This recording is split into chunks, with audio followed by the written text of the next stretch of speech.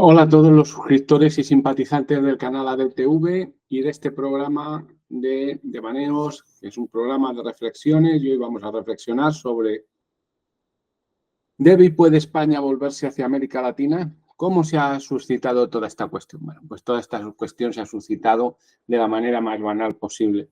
El inmarcesible, inconmensurable y todos los in que hay en el diccionario se manifestó a través de WhatsApp y lo hizo a través de WhatsApp para dejar claro que yo soy una persona inmanente y él no, porque podría haberse manifestado de forma etérea, metafísica y demás. Pero bueno, fuera de bromas, ya, parece ser que detrás del envío que hizo Porrini de un vídeo de José Manuel de Prada, de Juan Manuel de Prada, hablando de la conveniencia de que España se volviese hacia América Latina con vehemencia y demás, y con argumentos que hemos oído varias veces, no solo por De Prada, sino por otros, incluso participantes en Entre Líneas y demás, pues parece que viene de Jonathan Rodas, un suscriptor y colaborador del canal, que ha participado en cursos y, bueno, que es una persona muy querida por todos en el canal. ¿Para qué me sirve este asunto? Me sirve para abundar un poco en lo que vengo diciendo desde el principio de todas nuestras reflexiones y todos nuestros encuentros, ¿no? Es muy importante conocer las fuentes de quienes emiten estos juicios, o sea, quiénes son quienes emiten estos juicios, y queda una labor que es para nosotros, que es una obligación para tener un pensamiento crítico, que es entrar a fondo en los problemas para crearse una opinión. No depender de lo que un gurú intelectual nos diga, por mucha fe que le tengamos. Y vamos a centrarnos en la segunda cuestión. A todos nos parece que una colaboración España-América Latina, hemos oído que la implicación de España con Europa es un poco una traición y demás, pues que esta implicación sería lógica, sería una cosa muy buena y bueno, vamos a centrarnos en esa investigación. La información que he utilizado para esta investigación es tremendamente accesible. Se encuentra en los medios oficiales mundiales, europeos y españoles. No es una información de elaboración propia, ni cocinada, ni demás. Son los elementos con los que el Banco Mundial, el Fondo Monetario Internacional, la Unión Económica Europea y el Gobierno español trabajan. Y son con parámetros comunes en todos los países de Europa. Por tanto, no es una información sospechosa, sino absolutamente fiable. Y vamos a empezar con un ejemplo, y es enseñarles un poco cuál es la situación de España económicamente. No hace falta que tengan ninguna preparación económica, esto lo van a entender perfectamente porque no he ido, digamos, al detalle mínimo ni al detalle hipertécnico, sino a las grandes cifras que las entiende pues todo el mundo.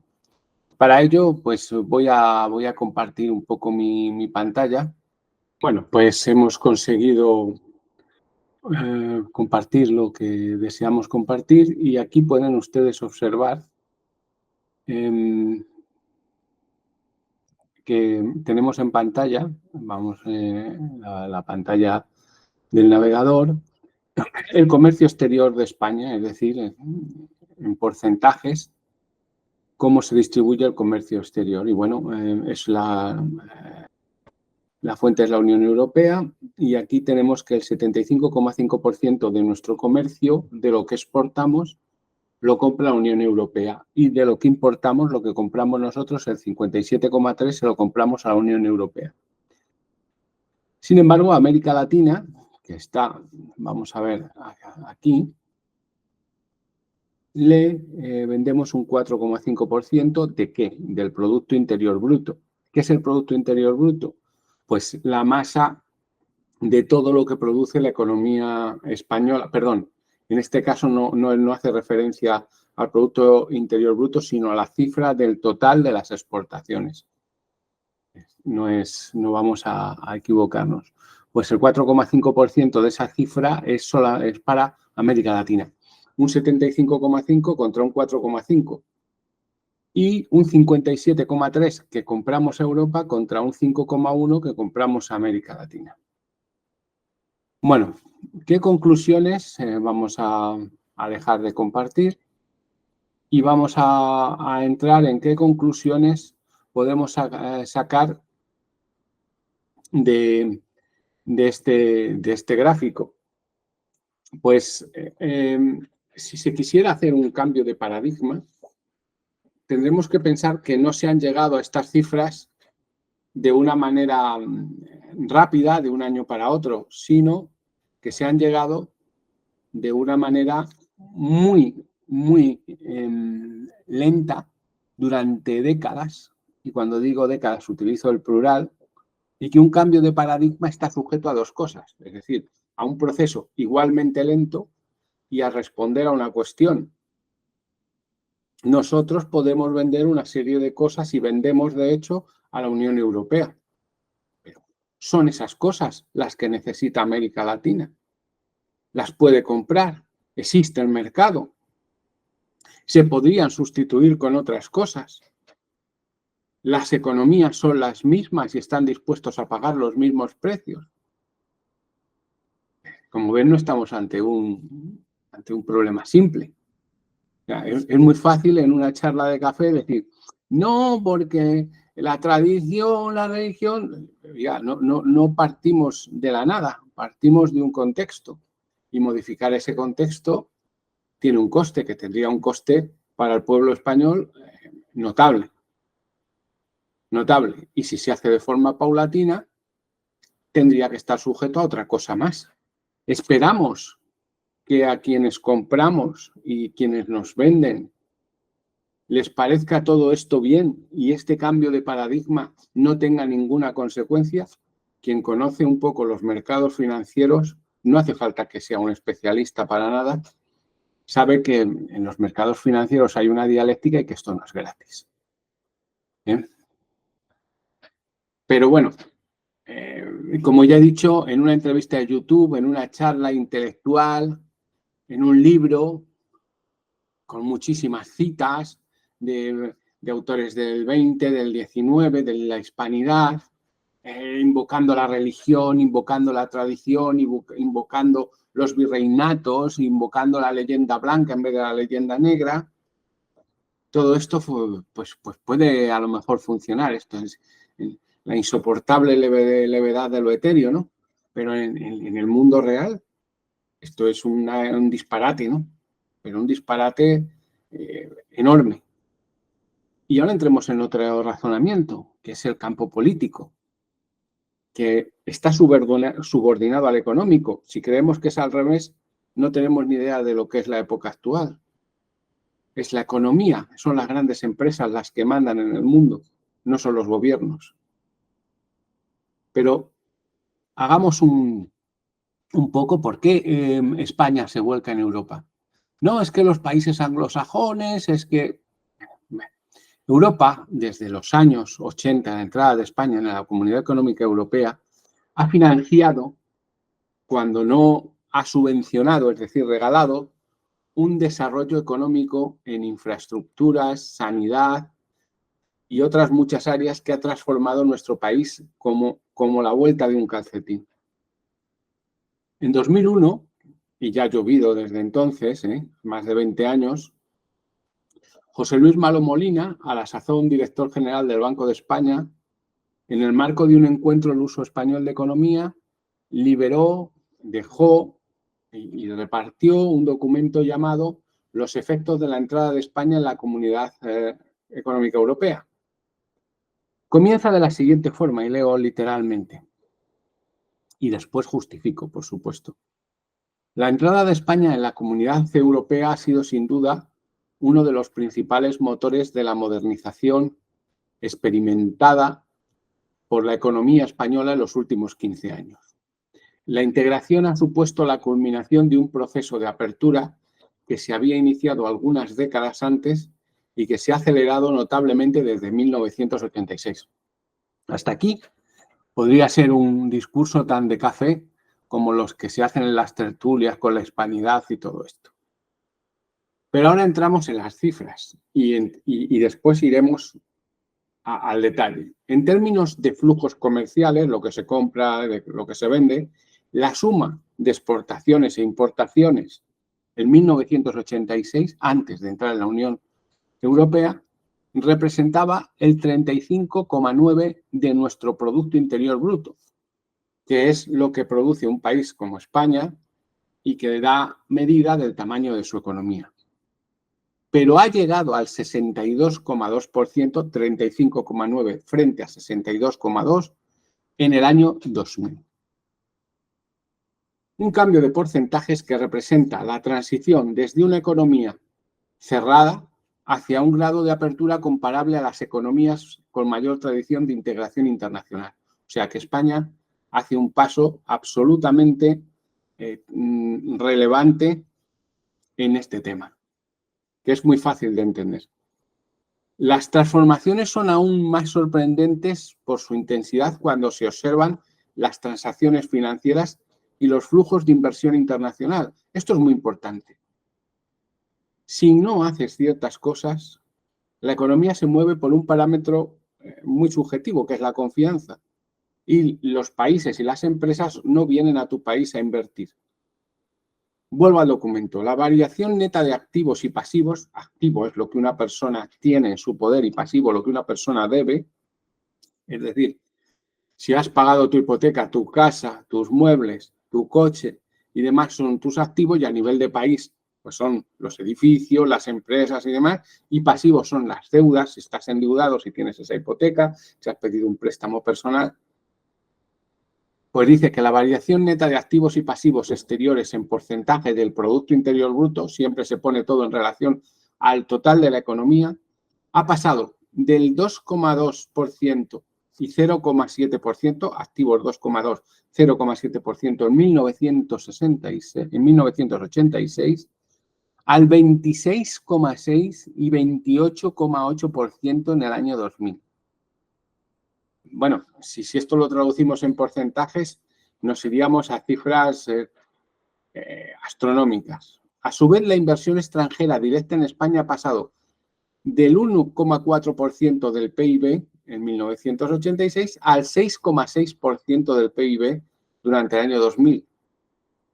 Mientras que la inversión directa de España en el resto del mundo pasa del 0,2 al 9,6%.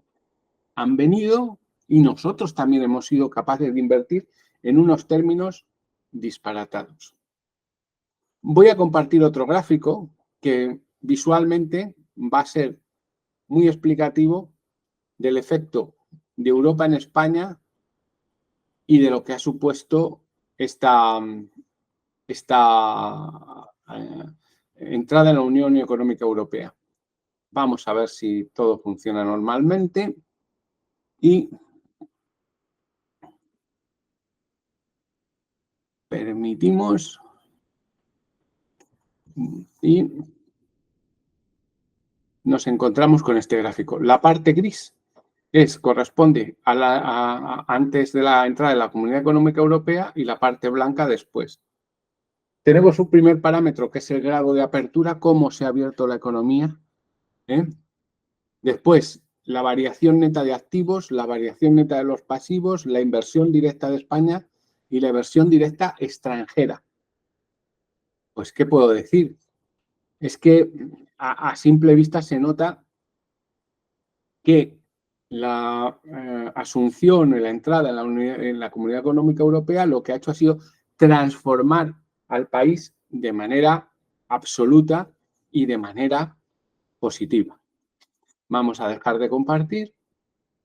Todo esto lo van a tener en el guión que se encuentra en la descripción y que se pueden descargar y donde van a estar también todas las fuentes que se han utilizado para la máxima transparencia. Los que se quejan de traiciones y predican la vuelta no se sabe qué ha pasado, resulta que se han beneficiado de este desarrollo como todo el mundo. Un desarrollo espectacular en educación, en medios, ya no os digo de modelos educativos, pero en medios y centros educativos y condiciones universitarias y demás, ha sido un boom.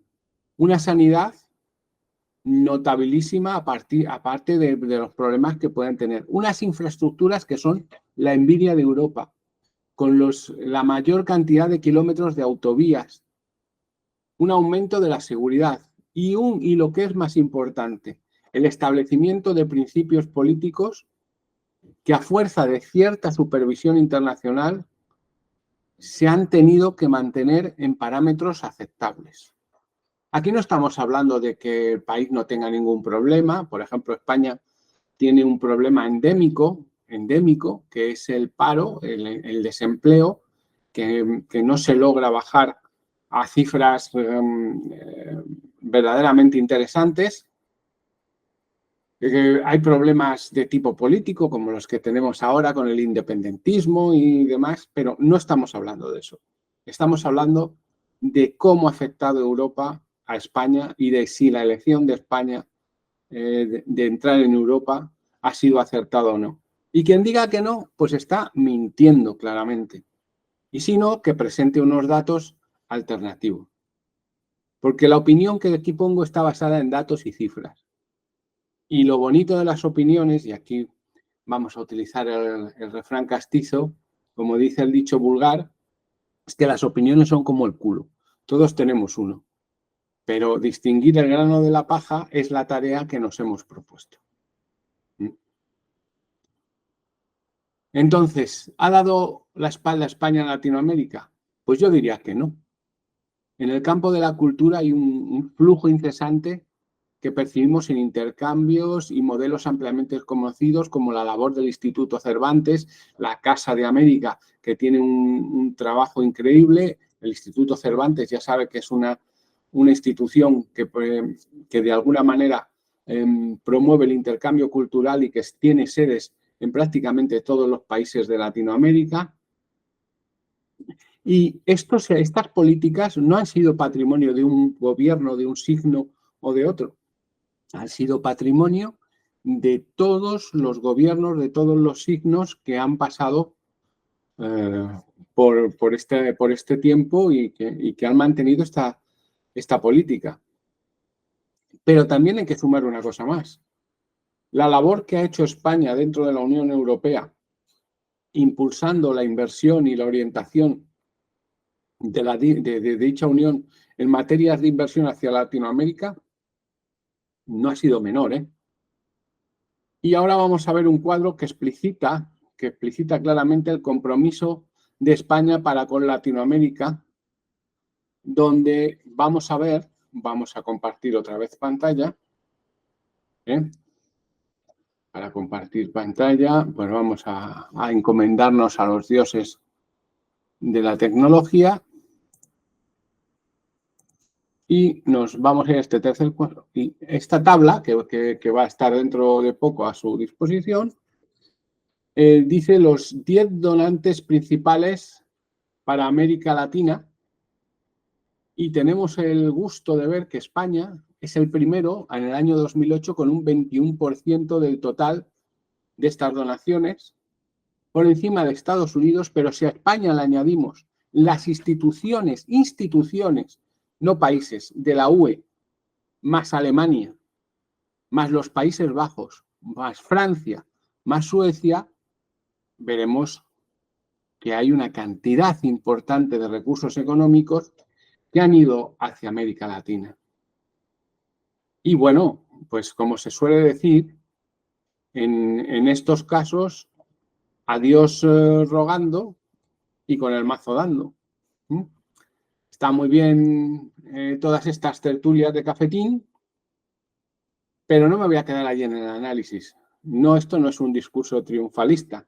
Estas son razones y luces, pero también voy a las sombras, ¿eh?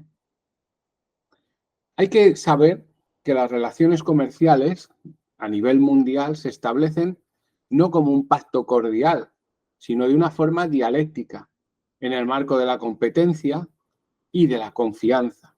¿Competencia? Pues porque en el mercado hay multitud de actores, multitud de países, y sus intereses son opuestos en la mayoría de las ocasiones y tienen la lícita intención de hacer prevalecer pues, sus empresas y sus iniciativas. Los grandes inversores van de la mano de gobiernos y de intereses geopolíticos. No son inocentes, no son hermanitas de la caridad, y sino que se lo digan a muchos de las personas de Latinoamérica con el FMI, y para desplegar sus negocios necesitan control y necesitan confianza, un contexto tranquilo político en la manera que ellos entienden por la tranquilidad, y cada uno la entienden de una manera diferente. Así pues, hay un intento de dominio, exclusividad, injerencia y, en casos extremos, hasta petición de sumisión o de facto sumisión. Yo quiero decir con esto que un vuelco, imposible hoy por hoy, aunque sea teórico, de la actividad económica y política de España hacia América Latina, también comprende esos parámetros. La voluntad de España sería hermanarse, pero en una función dialéctica. Como país tiene que intentar imponer sus criterios. En la actualidad hay dos economías en Latinoamérica, como Brasil y México, que pueden competir perfectamente en pie de igualdad e incluso superar a la economía española. Por tanto, esa dialéctica estaría servida y no sería menor. Después están las aspiraciones legítimas de cada país soberano. Si repasamos los ejemplos de asociaciones comerciales en el Cono Sur y Centroamérica, pues no son precisamente felices. Y a eso añádele la inestabilidad política en muchos países. Esto no crea confianza y no invita a desarrollos económicos duraderos. Quiero hacer hincapié en el tema de las políticas porque en los países de América Latina y en España es una monarquía constitucional, en los países son repúblicas, otros países tienen un régimen, digamos, autoritario y unas particularidades. Esos países se mueven en el entorno cultural de forma fácil en las relaciones con España, en el entorno económico como receptores de ayudas son también receptivos, pero traspasado esto, cuidado, cada país tiene sus fronteras y la gente no se ha independizado por nada. Las ideas que implican proyectos transnacionales no pueden evadir la realidad económica, social y política. Y quiero decir una cosa aquí, que si no sería muy zafio no decirla. Hay mucha gente en Latinoamérica que no tiene un sentimiento de cariño hacia España. Y negarlo es evitar la realidad. Que lo debieran tener, que la cosa no fue, que si la leyenda negra es otra cosa. Pero de facto, ustedes lo saben, esto es así. Y no vamos a reescribir la historia, ni a transformar la leyenda negra en leyenda blanca. Dejemos a la historia tranquila. Pero tenemos que saber una cosa, no se hace un imperio con caricias. Nunca se hizo un imperio así y no existió ningún imperio así. Afortunada o desgraciadamente, el futuro de Latinoamérica está en sus propias manos. Y España tiene sus propias contradicciones. No va a ir a resolver las de Latinoamérica. La región es un puzzle complejo, con diferentes tradiciones, herencias, con su propia dialéctica, pero también con un potencial demostrado que en teoría debería garantizar un futuro. La desesperación por coyunturas presentes, por terribles que sean, es inútil intentarla solventar con soluciones que miran al pasado. Los problemas de hoy exigen soluciones de hoy. Cada país tiene que enfrentar sus propias contradicciones, incluido España. y hacer sus elecciones internas y externas de la mejor manera posible, como quiera y como le dejen las circunstancias o como pueda. El campo de colaboración económica y en mayor medida el de la cultura siempre será un lugar fecundo y común para toda la comunidad de habla hispana. El campo de la política que se propone instrumentalizado por nostálgicos de toda condición, pues es un lodazal que no nos va a llevar a nada bueno. Históricamente nuestros destinos se separaron y serían necesarias circunstancias extraordinariamente complejas y cercanas a la utopía para que este tipo de unión regresase. El presente representa retos no solo para Latinoamérica, sino para Latinoamérica, España y para el mundo en su conjunto. Hay que concentrarse en el hoy, en el ahora, en las soluciones de hoy para mañana y para el futuro y para construir un futuro. Y sí, yo les digo, nos quejamos todos de nuestros políticos. Son malos, malísimos, los peores. Pero en descuidarnos, si nos vamos a un espejo, vemos su cara y la nuestra. Es decir, estos políticos, estos sistemas que no funcionan son reflejos de las deficiencias de los ciudadanos también. En definitiva, y para terminar, yo creo que encarar los problemas sin nostalgias, utopías o cualquier tipo de delirio es la mejor solución para tener un futuro medianamente decente. Y como he dicho, en la descripción de este vídeo van a encontrar un link para descargarse el guión y ahí van a encontrar todas las fuentes y yo les animo a bucear y que cuestionen todo lo que aquí he expuesto. Pero para ello presenten datos, argumentos que sean contrastables. Si nos movemos en la imprecisión y en lo etéreo, no vamos a llegar a buen puerto. Entre los links que he puesto hay algunos que no son muy gratos. Digo no son muy gratos porque, hombre, el Fondo Monetario Internacional y el Banco Mundial no suelen ser precisamente benévolos con los países de Latinoamérica, pero es muy importante consultarlos. Es muy importante entrar en su web y verlos si tenemos interés por cómo nos perciben desde fuera sin ningún tipo de cariño, con un pragmatismo total. Acabo de recordar un documento sobre Argentina que publica el Fondo Monetario Internacional donde después de la visita del nuevo presidente, que termina diciendo que esperamos que Argentina cumpla con sus compromisos pactados, o sea, básicamente dice, ¿qué hay de lo mío? ¿Cuándo me vas a devolver lo que te presté? ¿No? Entonces, hay que recordar que todos esos organismos para Latinoamérica y para nosotros pues tienen un poco la llave y la soga de nuestro futuro. Y nada más, me despido hasta el siguiente encuentro y nos vemos.